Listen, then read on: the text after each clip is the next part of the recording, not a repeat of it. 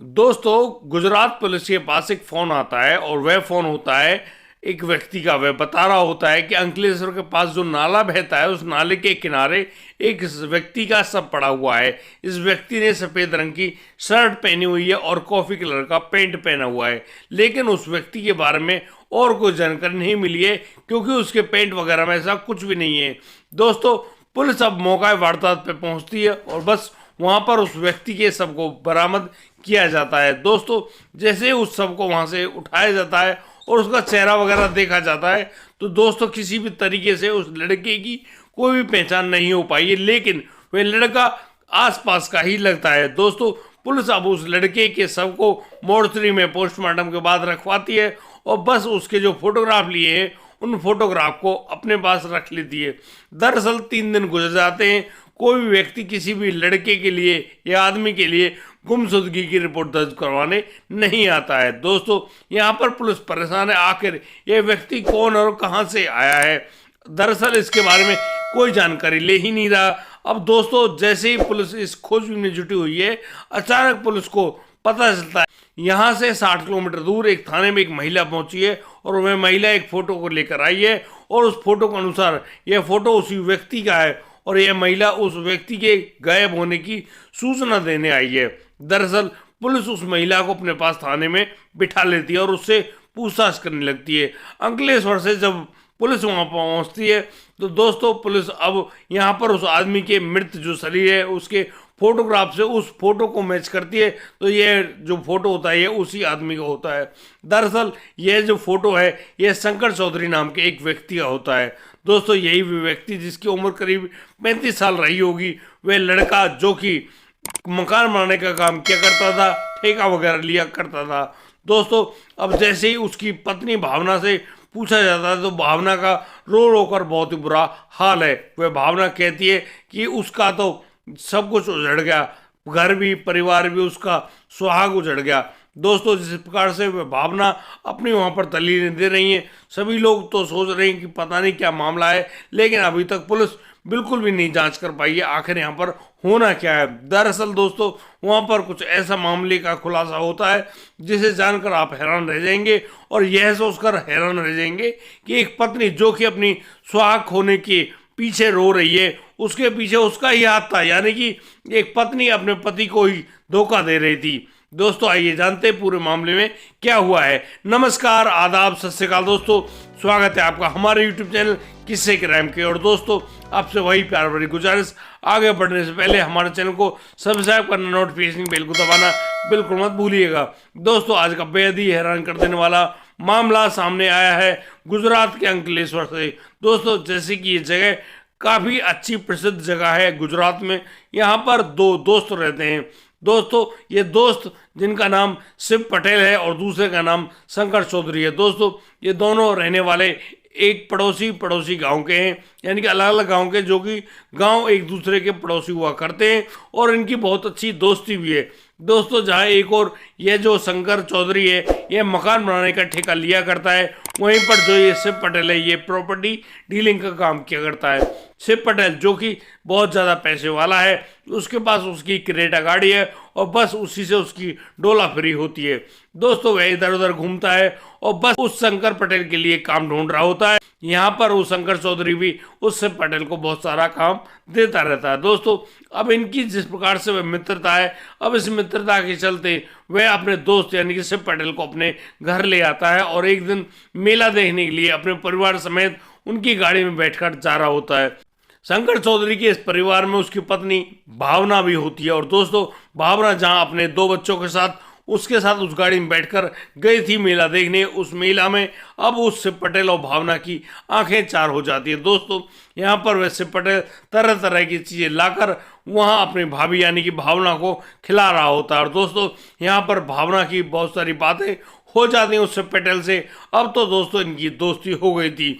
दोस्तों, जहां शिव पटेल अक्सर उस शंकर चौधरी के घर आया जाया करता था, दोस्तों यहाँ पर भावना से उसकी अच्छी दोस्ती हो गई थी। अब इसको दोस्ती कहें या प्यार, लेकिन दोस्तों, बड़े बूढ़े हमारे एक कहावत कहा करते हैं कि दोस्ती जो है वो घर से बाहर होनी चाहिए, कभी भी घर के अंदर नहीं आनी चाहिए। लेकिन दोस्तों, शंकर चौधरी यहाँ पर बड़ी गलती कर बैठा था और वह अपनी जो दोस्ती है उसको अपने घर ला बैठा था। दरअसल उसका ही जो घनिष्ठ मित्र होता है यानी कि शिव पटेल जो होता है वह उसकी पत्नी यानी कि भावना से आंखें चार कर बैठा था, प्यार कर बैठा था, और अब तो जब भी उनको मौका मिलता वो लोग शारीरिक संबंध बना लिया करते। दोस्तों जहाँ एक और वह भावना उस शिव पटेल से संतुष्ट हुआ करती थी, वहीं वह शिव पटेल भी भावना के प्यार में बहुत ही जोर से पड़ गया था। दोस्तों अब तो ये साथ जीने मरने की कस्में खाने लगते हैं। और दोस्तों इसी अंतराल के चलते अब एक बार जब उस शंकर चौधरी को अपनी पत्नी के कुछ इस प्रकार के कृत्य सामने आने लगते हैं तो वह अपनी पत्नी से मना करते हैं और कहते हैं कि देखो शिव यहाँ पर आज के बाद आएगा नहीं, लेकिन तुम शिव से कोई बातचीत नहीं करना। दोस्तों यहाँ पर वह जो भावना है वह उल्टा जवाब देती है, और दोस्तों इसी उल्टे जवाब की लेवादेही में अब तो शंकर चौधरी अपनी पत्नी यानी कि भावना पर हाथ छोड़ बैठता है। दोस्तों उस दिन यानी कि जो शंकर चौधरी वह अपनी पत्नी भावना को बहुत ही पीटता है, और दोस्तों काफ़ी ज़्यादा मार खाने के बाद भावना अब अपने प्रेमी शिव पटेल के पास फ़ोन करती है और वह कहती है कि या तो उसको यहाँ से ले जाओ या फिर उसको जहर दे दो, यानी कि वह मरना चाहती है। दरअसल भावना बताती है उस शिव पटेल को कि आज उसके दोस्त यानी कि शंकर चौधरी ने उसके साथ बहुत ही ज़बरदस्त मारपीट करी है और हम लोगों पर बहुत ही गंदे इल्ज़ाम लगाए हैं। दोस्तों अब इस प्रकार से जब इन बातों को सुनता है वह शिव पटेल वह भी बहुत ज़्यादा गुस्से में बढ़ जाता है, और दोस्तों अब वह 2 दिन का समय लेता है और 2 दिन के भीतर उनके दिमाग में कोई एक ऐसी साजिश जन्म लेती है। उसके तहत अब एक दिन वह शिव पटेल अपने दोस्त शंकर चौधरी को वहां बुला रहा होता है एक जगह पर जहां पर नए मकान बनने का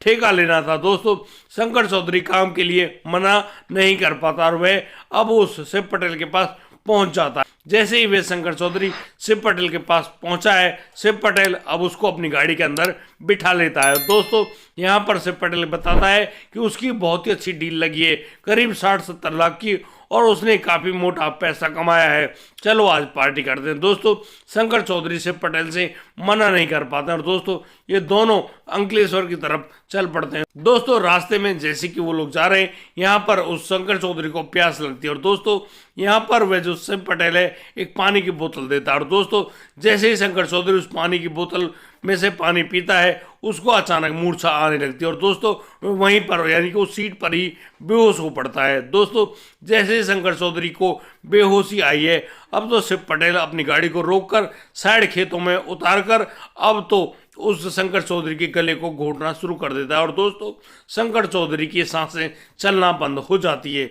दोस्तों अब शिव पटेल अब उस शव को कहाँ पर ठिकान लगाए, यानी कि उसने शंकर चौधरी के शव को सीट बेल्ट से ऐसे बांध रखा है जैसे कि वो जिंदा बैठा हुआ हो, लेकिन वह लगातार जगह ढूंढ रहा होता है कि आखिर वह इस सब को कहाँ पर ठिकान लगाए। लेकिन दोस्तों एक औरत के चलते 2 दोस्तों में ऐसी तकरार बन जाएगी, इसके बारे में किसी ने भी नहीं सोचा था। और बस अब तो यह जो शिव पटेल है यह अपने दोस्त शंकर पटेल के शव को ठिकान लगाने के बारे में सोच रहा होता है। दोस्तों अब शाम का समय रात में बदल जाता है और रात को करीब 10 बजे वह जो शिव पटेल है वह अब उस अपने दोस्त शंकर चौधरी के शव का जो ठिकाना है वह ढूंढता है और उसको वहीं अंकलेश्वर के पास जो बहरा गंदा नाला है उसी नाले के पास फेंक कर वहाँ से भाग जाता है।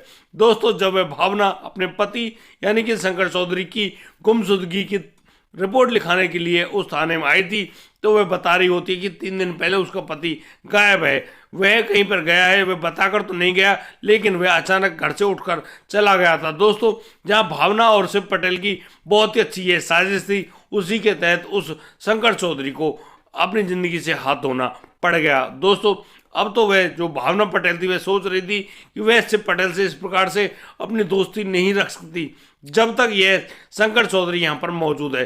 क्यों न शंकर चौधरी को ठिकाने लगा दी जाए और फिर तो वह आज़ाद हो जाएगी और बस शिव पटेल के साथ खूब मौज मस्ती किया करेगी।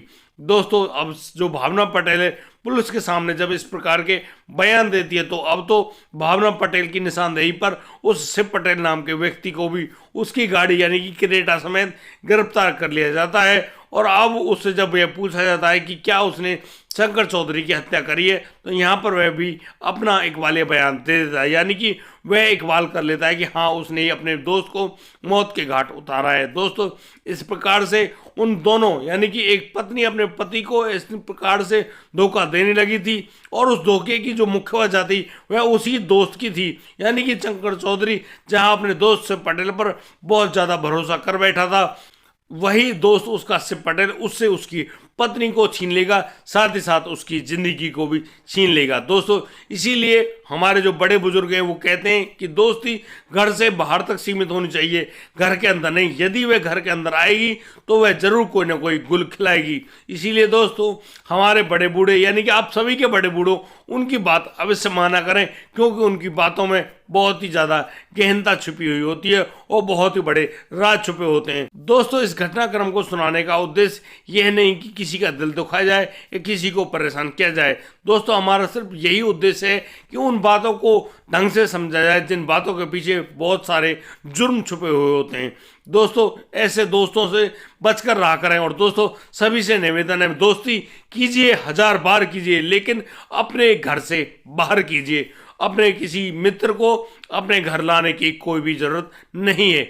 अचानक एक्सीडेंटली कोई आ जाता है तो कोई बात नहीं, लेकिन खुद से अपनी मर्जी से उसको मत लाइएगा। दोस्तों आज के लिए सिर्फ इतना ही। अब दीजिए मुझे इजाज़त, मिलता हूँ कल, लाता हूँ एक और नया संगीन मामला। तब तक के लिए आप बढ़िया रहें, बेहतरीन रहें, अपना और अपने परिवार का बखूबी ख्याल रखते रहें। जय हिंद, जय भारत।